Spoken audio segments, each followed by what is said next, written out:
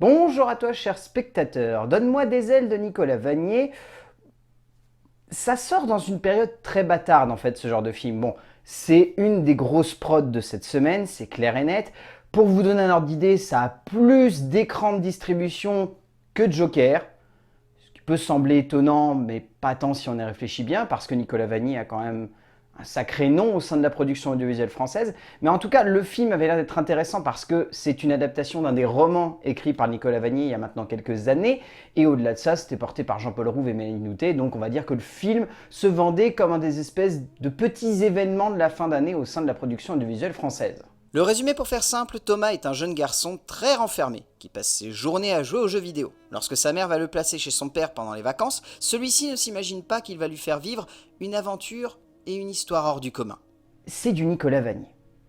C'est-à-dire que c'est pas un film qui est complètement fou. C'est pas un film qui va vous retourner la tête, mais c'est un film qui est bien exécuté, qui est bien fait, qui véhicule de bonnes émotions et qui arrive à parler à plein de spectateurs, autant petits que grands. C'est peut-être l'une des plus grandes qualités du cinéma de Nicolas Vanier. On peut lui reprocher plein de choses. On peut lui reprocher de se servir un petit peu trop de certains archétypes, de certaines facilités dramatiques, d'un espèce d'ensemble d'émotions qui sont un peu clichés, mais il arrive à faire en sorte que tout ça rentre dans une petite bulle de création qui fait que lorsqu'elle est libérée face au spectateur, et ben ça fonctionne. Et du coup, j'ai pas envie de dire que le film est grossier, même si c'est un peu le cas. J'ai pas envie de pointer du doigt que le film est maladroit, même si c'est clairement le cas. J'ai surtout envie de mettre en avant que c'est une œuvre qui arrive à parler avec beaucoup de cœur, avec beaucoup de sensibilité. Ça aurait mérité d'être traité d'une autre manière, cette histoire, mais la manière avec laquelle Nicolas Vanier arrive à la mettre en forme, c'est ça qui rend le film bon, qui rend le film intéressant, qui fait qu'on s'y attache, qu'on a envie de se laisser porter par cette aventure, qu'on va y voir tout ce qui fait les défauts d'un film de ce genre-là, mais pour autant, on va ressortir avec cette impression d'avoir été transporté, d'avoir reçu les bonnes émotions au bon moment.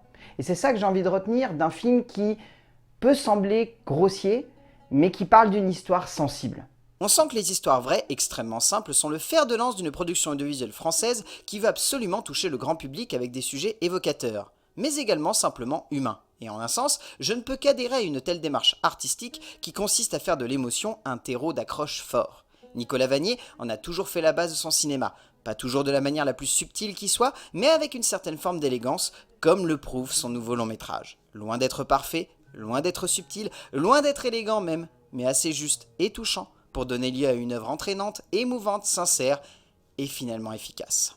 En termes d'écriture, donc comme je le disais avant, c'est basé sur un des romans de Nicolas Vanier, écrit donc par lui-même, par Lilou Fougli, par Christian Moulec et par Mathieu Petit. Donc ils s'y sont mis à plusieurs. Là-dessus, je trouve que c'est intéressant parce que la plupart du temps, lorsqu'un auteur décide d'adapter un de ses propres romans à l'écran, il se met généralement tout seul, et avec un peu de chance, il va être accompagné par un co-scénariste qui va lui permettre de prendre un tout petit peu de recul. Là, on sent que Nicolas Vanier, il n'a pas voulu aller dans cette direction, il a voulu prendre beaucoup de recul par rapport à son matériau de base, et ça fait qu'on ressent cette envie de se détacher d'une écriture qui pourrait être très romancée. Et du coup, ça apporte cet aspect à l'ensemble de l'écriture qui sonne comme, je dirais pas réaliste, mais en tout cas crédible. Plus crédible que ça ne doit l'être sur le roman, ou sur le roman, ça doit être avec beaucoup d'élan romantique, avec beaucoup d'envie de paraître épique. Là, le film a ces relents-là, mais l'écriture essaye la plupart du temps de coller le plus possible à un côté très terre-à-terre. Et donc du coup, on se laisse embarquer assez facilement dans cette histoire. Le gros point noir qu'on peut amener sur cette écriture, c'est cette impression que la plupart des personnages qui entourent Thomas sont vraiment, je dirais pas des clichés ambulants, mais assez grossiers. Dans le sens où on va rapidement se dire, ah bah ce personnage-là, il sert à ça dans l'histoire, la mère, elle va servir à ça, le beau-père, il va avoir cet intérêt. D'ailleurs, beau-père très très mal utilisé au sein de l'écriture, il y a littéralement 2 scènes où on le voit et après, il disparaît. Et alors la manière avec laquelle sa disparition est amenée, c'est une pépite tellement c'est ridicule. Mais tu sens que dans cette écriture, il y a énormément de maladresse au-delà du père. Qu'il y a voilà, ce côté, donc les personnages secondaires servent uniquement, on va dire, de passage de flambeau pour un certain aspect caractériel du personnage de Thomas. Qu'il y a beaucoup de scènes qui sont amenées avec tellement de facilité que du coup on ne voit que ça. Je veux dire, la séquence de la tempête, ça se voit à 10 km qu'elle va arriver et à aucun moment il y a la moindre tension qui se crée à cause de ça.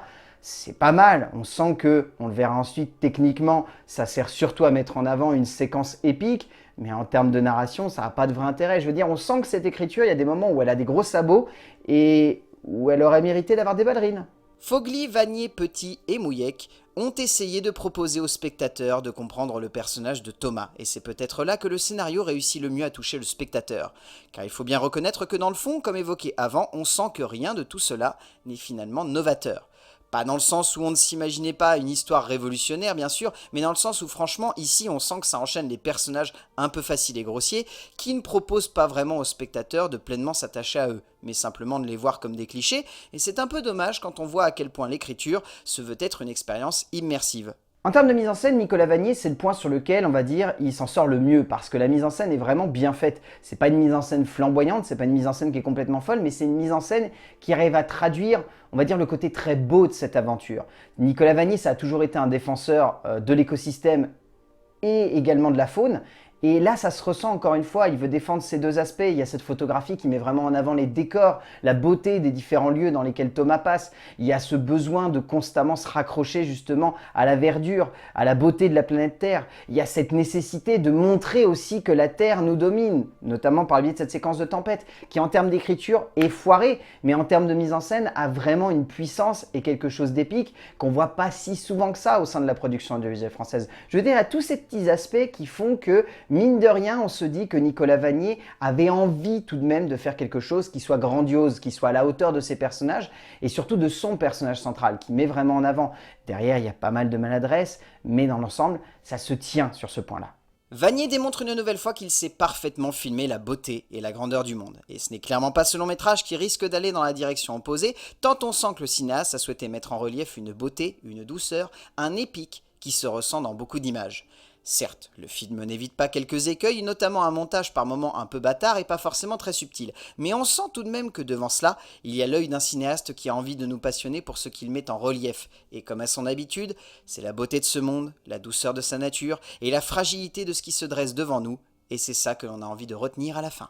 En termes de casting, disons que celui-ci est pas trop mal. Je trouve que notamment Jean-Paul Rouve et Mélanie Douté s'en sortent assez bien. Mélanie Douté, qui est quand même une actrice qui a pendant longtemps fait des prods absolument pourris, qui là revient sur le devant de la scène avec des jolis rôles. Jean-Paul Rouve, ça a toujours été un bon acteur, et là il a un rôle qui est très sensible et qui est vraiment très bien fait et absolument taillé pour lui. Je citerai Dominique Pinon dans les rôles secondaires, qui m'a vraiment touché. Je trouve qu'il a une jolie interprétation d'un personnage qui est très très secondaire, faut pas se voiler la face, mais qui a ce petit quelque chose que je trouve assez émouvant. Et alors par contre, je tiens à faire une mention spéciale pour Frédéric Sorel qui joue Bjorn, qui est absolument magistral du début à la fin du film. Je veux dire, son personnage, il le domine totalement.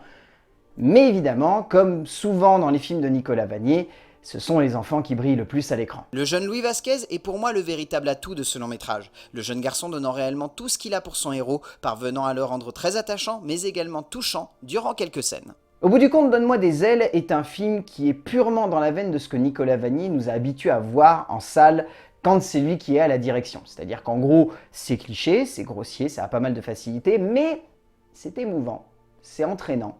Et on se laisse embarquer par cette histoire avec beaucoup d'aisance. Et on trouve que finalement, à la fin, le parcours a été semé de facilité, de clichés, de grossièreté, mais ça nous a touchés. Donc pour le coup, Donne-moi des ailes de Nicolas Vanier est un joli film que je vous conseille de voir en salle. C'est pas la prod française de l'année, mais c'est une des jolies surprises que j'ai envie de vous pousser à découvrir en salle, parce que ça reste beau. A plus!